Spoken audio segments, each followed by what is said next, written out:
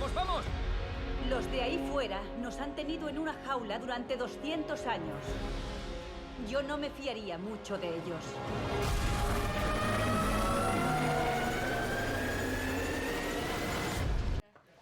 I brought you a little something. I know that you're very environmentally friendly, and I make this perfume with organic essential Are you oils. serious? So it's You for make this? Yeah, I make it. I just started like 2 months ago. That's incredible. Yeah, Oh so my gosh, just- I'm gonna smell it yeah, try afterwards. and I hope you like it. Thank you. That's so generous. So the first question would be, if you find any similarity in what's going on in the movie with the world that we're living in right now. I think there's a lot of similarities. There's a lot of parallels.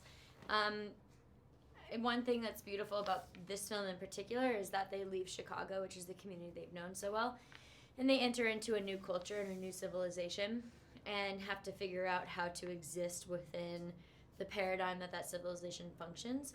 And I guess it could be related on layman's terms too. Traveling today, you know, if I were to go to your country, or if I were to go to Bulgaria or Russia, things would be very different than the everyday life I'm used to. And the same thing happens to Tristan 4. Mm-hmm. Do you think we're kind of heading to something similar, like in the future, or? I think if we don't start paying attention to climate change on a big scale, global level, and taking steps to actively combat climate change, then yeah, I think that it's a fair possibility. So I thought it was amazing what Leo did for when he got the Oscar, like making a statement about how we need to focus on that.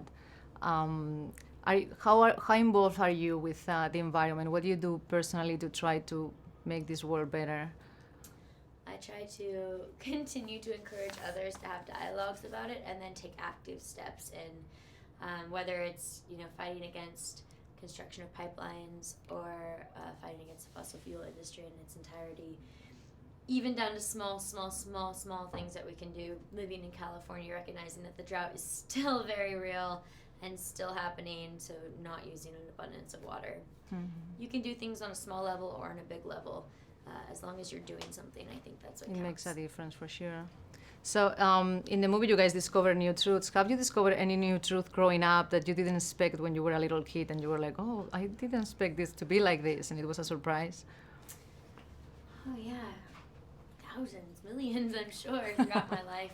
When you're a kid, you're secluded in the pool of your community and the school that you're in, and, you know, the kids in that school.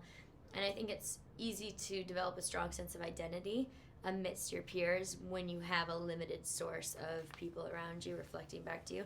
And then when you go back out into the world, it's easy to identify that it's actually really hard to retain your individuality, and how important it is to honor yourself and your differences.